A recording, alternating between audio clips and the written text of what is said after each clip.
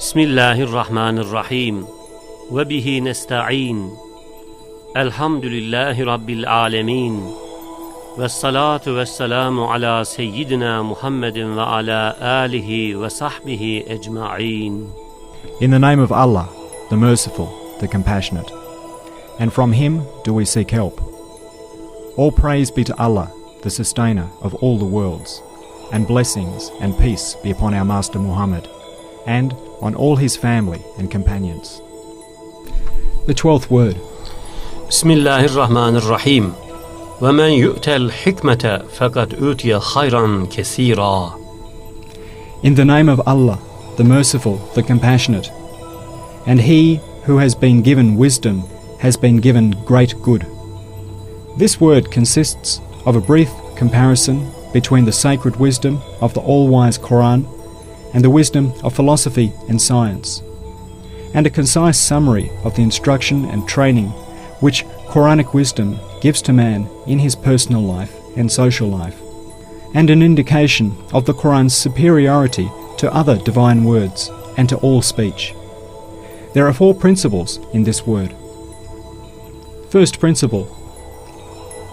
Look through the telescope of the following story, which is in the form of a comparison, and see the differences between Quranic wisdom and that of philosophy and science. One time, a renowned ruler, who was both religious and a fine craftsman, wanted to write the all-wise Qur'an in a script worthy of the sacredness in its meaning and the miraculousness in its words, so that its marvel-displaying stature would be arrayed in wondrous apparel. The artist king therefore wrote the Qur'an in a truly wonderful fashion.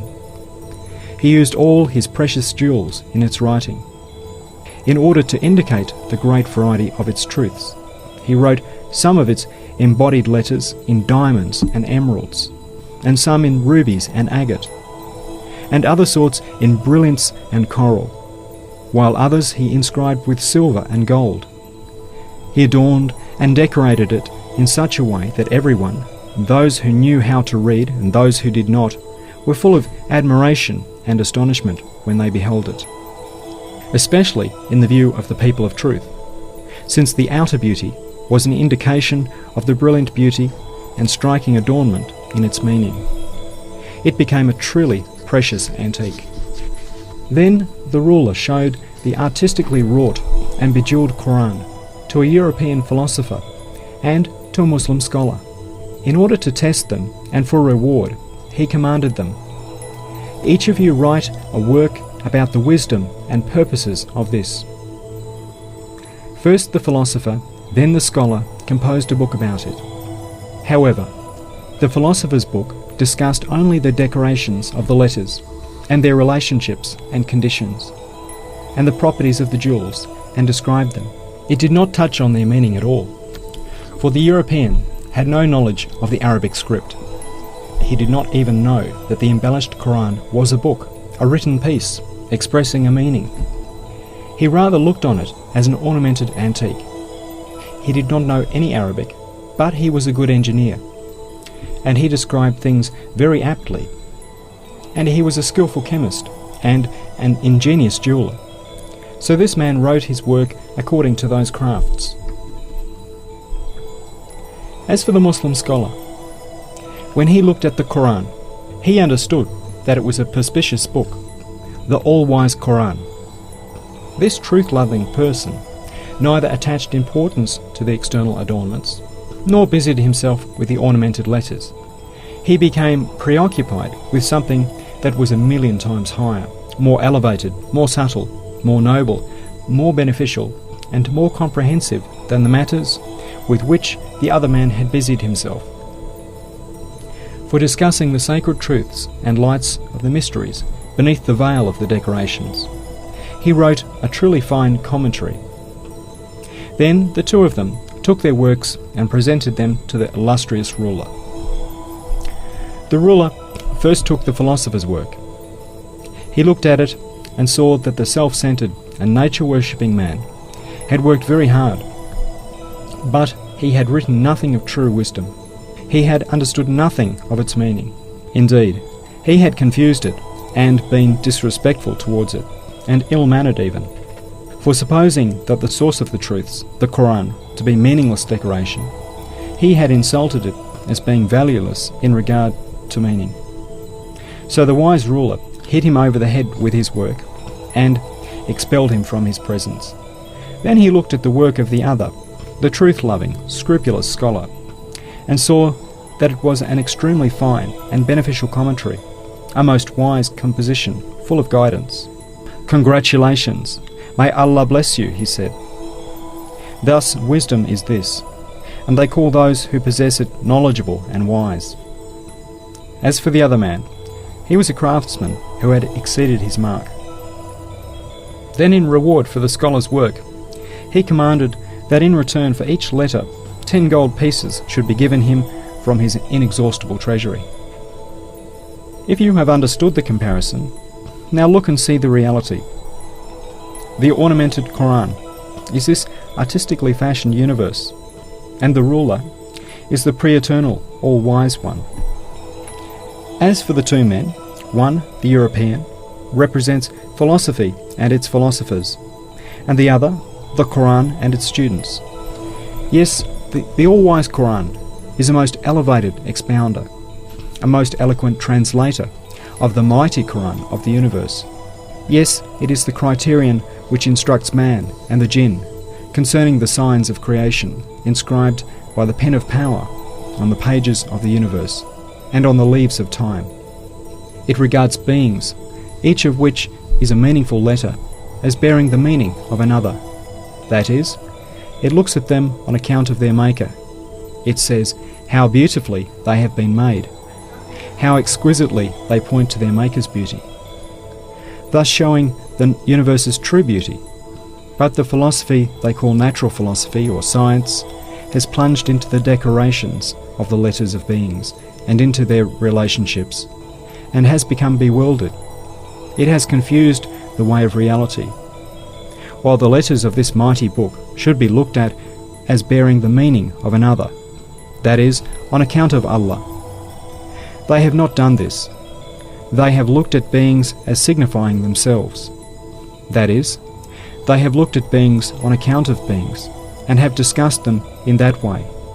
Instead of saying how beautifully they have been made, they say how beautiful they are, and have made them ugly.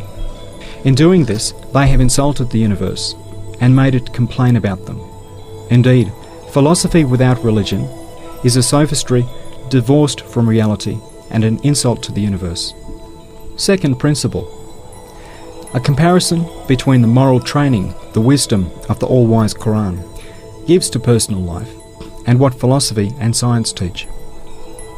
The sincere student of philosophy is a pharaoh, but he is a contemptible pharaoh who worships the basest thing for the sake of benefit. He recognizes everything from which he can profit as his lord, and that irreligious student is obstinate and refractory. But he is wretched together with his obstinacy, and accepts endless abasement for the sake of one pleasure, and is abject together with his recalcitrance, and shows his abasement by kissing the feet of satanic individuals for the sake of some base benefit. And that irreligious student is conceited and domineering. But since he can find no point of support in his heart, he is an utterly impotent, blustering tyrant. And that student is a self-centered seeker of benefit, whose aim and endeavour is to gratify his animal appetites, a crafty egotist who seeks his personal interests within certain nationalistic interests. However, the sincere student of Quranic wisdom is a servant, but he does not stoop to worship even the greatest of creatures. He is an esteemed slave who does not take a supreme benefit like paradise as the aim for his worship. And its student is humble. He is righteous and mild, yet outside the limits of his Maker's leave, he would not voluntarily lower and abase himself before anything other than his Maker. And he is weak and in want, and he knows his weakness and poverty, but he is self-sufficient due to the wealth which his all-generous Lord has stored up for him in the hereafter. And he is strong, since he relies on his Master's infinite power. And he acts and strives only for Allah's sake, for Allah's pleasure and for virtue. Thus the training the two give may be understood from the comparison of the two students. Third principle. The training philosophy and science and Quranic wisdom give to human social life is this. Philosophy accepts force as its point of support in the life of society. It considers its aim to be benefits. The principle of its life it recognises to be conflict. It holds the bond between communities to be racialism and negative nationalism.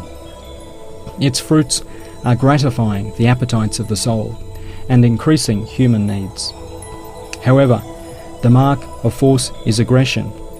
The mark of benefit, since they are insufficient for every desire, is jostling and tussling, while the mark of conflict is strife, and the mark of racialism, since it is nourished by devouring others, is aggression. It is for these reasons that it has negated the happiness of mankind. As for Quranic wisdom, its point of support is truth instead of force. It takes virtue and Allah's pleasure as its aims in place of benefits. It takes the principle of mutual assistance as the principle of life in place of the principle of conflict. And it takes the ties of religion, class and country to be the ties bonding communities. Its aim is to form a barrier against the lusts of the soul, urge the spirit to sublime matters, satisfy the high emotions, and urging man to the human perfections, make him a true human being.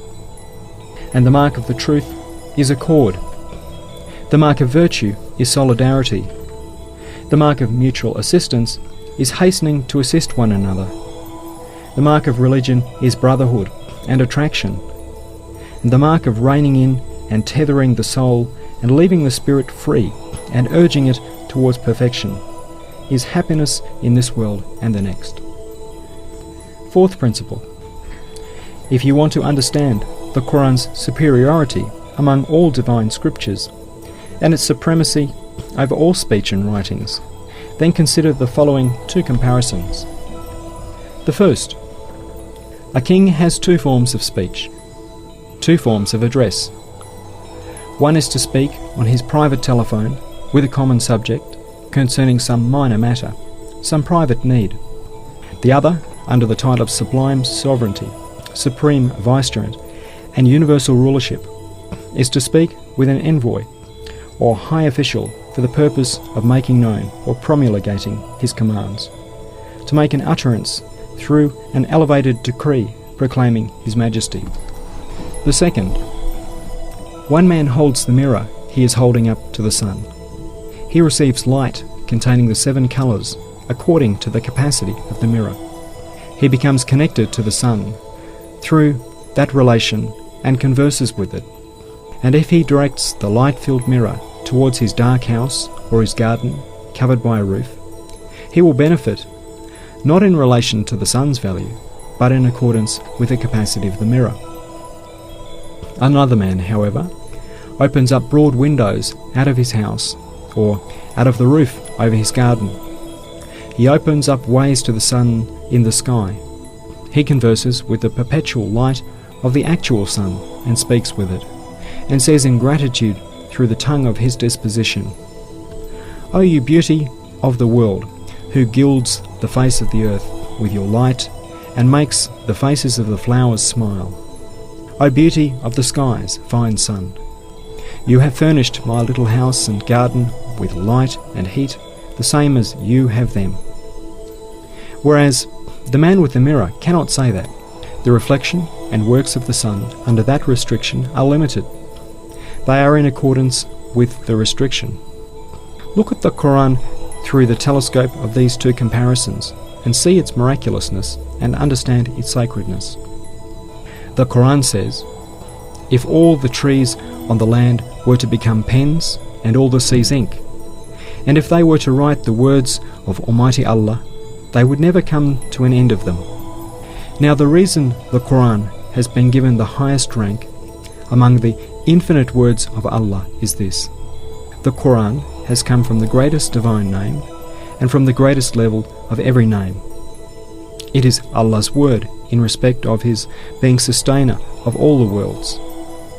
It is His decree through His title of Allah of all beings, an address in regard to His being creator of the heavens and the earth, a speech in regard to absolute dominicality, a pre-eternal address on account of universal divine sovereignty, a notebook of the favours of the most merciful one from the point of view of His all-embracing, comprehensive mercy, a collection of communications at the beginnings of which are sometimes ciphers related to the sublime majesty of the Godhead, a wisdom scattering holy scripture which, descending from the reaches of the greatest name, looks to and inspects the all-comprehensive domain of the Supreme Throne. It is for these reasons that the title of Word of Allah has been given with complete worthiness to the Qur'an. In respect to the other divine words, they are speech which has become evident through a particular regard, a minor title, through the partial manifestation of a particular name, through a particular dominicality, special sovereignty, a private mercy. Their degrees vary in regard to particularity and universality. Most inspiration is of this sort, but its degrees vary greatly. For example, the most particular and simple is the inspiration of the animals. Then there is the inspiration of the ordinary people. Then the inspiration of ordinary angels. Then the inspiration of the saints. Then the inspiration of the higher angels. Thus, it is for this reason that a saint who offers supplications directly, without means, by the telephone of the heart says, حدثني قلبي عن ربي. My heart tells me news of my sustainer. He does not say, it tells me of the sustainer of all the worlds. And he says, my heart is the mirror, the throne of my sustainer. He does not say, it is the throne of the sustainer of all the worlds. For he can manifest the address to the extent of its capacity, and to the degree nearly 70,000 veils have been raised. Thus, however much higher and more elevated is the decree of a king promulgated in respect of his supreme sovereignty than the insignificant speech of a common man, and however much more abundantly the effulgence of the sun in the sky may be benefited from than the manifestation of its reflection in the mirror, and however greater is its superiority, to that degree the Qur'an of mighty stature is superior to all other speech and all other books. After the Qur'an, at the second level, the holy books and revealed scriptures have superiority according to their degree. They have their share from the mystery of that superiority. If all the fine words of all the men and jinn which do not issue from the Qur'an were to be gathered together, they still could not attain to the sacred rank of the Qur'an and imitate it. If you want to understand a little of how the Qur'an comes from the greatest name and from the greatest level of every name, consider the universal, elevated statements of Ayat al-Kursi and the following verses. وعنده مفاتيح الغيب قل اللهم مالك الملك يوشي الليل النهار يطلبه حثيثا والشمس والقمر والنجوم مسخرات بأمره يا أرض ابلعي ماءك ويا سماء أقلعي تسبح له السماوات السبع والأرض ومن فيهن ما خلقكم ولا بعثكم إلا كنفس واحدة إنا أرادنا الأمانة على السماوات والأرض والجبال يوم نضوي السماء كطي السجل للكتب وما قدر الله حق قدره والأرض جميعا قبضته يوم القيامة لو أنزلنا هذا القرآن على جبل لرأيته and with him are the keys of the unseen. O Allah, Lord of all dominion, He draws the night as a veil over the day, each seeking the other in rapid succession. He created the sun, the moon, and the stars, all subject to His command. O earth, swallow up your water, and O sky, withdraw your rain. The heavens and the earth and all within them extol and glorify Him. The creation of you all and the resurrection of you all is but like that of a single soul. We indeed offer the trust to the heavens and the earth and the mountains. The day that we rolled up the heavens like a scroll rolled up for books completed. No just estimate have they made of Allah, such as is due to Him. On the day of judgment, the whole of the earth will be but His handful. Had we sent down this Qur'an on a mountain, you would indeed have seen it humble itself and cleave asunder for fear of Allah. And study the surahs which begin Alhamdulillah or Tusabbihu, and see the rays of this mighty mystery. Look too at the openings of Alif, Lam, Mims, the Alif, Lam, Ras, and the Ha, Mims, and understand the Qur'an's importance in the sight of Allah. If you have understood the valuable mystery of this fourth principle, you have understood that revelation mostly comes to the prophets by means of an angel, and inspiration is mostly without means. You will have also understood the reason why the greatest saint cannot attain to the level of a prophet. And you will have understood too the Qur'an's sublimity and its sacred grandeur, and the mystery of its elevated miraculousness. So too, you will have understood the mystery of the necessity of the Prophet Muhammad's ascension, that is, that he went to the heavens, to the furthest lote tree, to the distance of 2 bow lengths, offered supplications to the All-Glorious One, أقرب إليه من حبل الوريد, who is closer to him than his jugular vein, and in the twinkling of an eye returned whence he came. Indeed, just as the splitting of the moon was a miracle of his messengership, whereby he demonstrated his prophethood to the jinn and mankind, so the ascension was a miracle of his worship and servitude to Allah, whereby he demonstrated to the spirits and angels that he was Allah's beloved. Allahümme salli ve sellim aleyhi ve ala alihi kema yeliku bi rahmetike ve bi hurmetihi. Amin.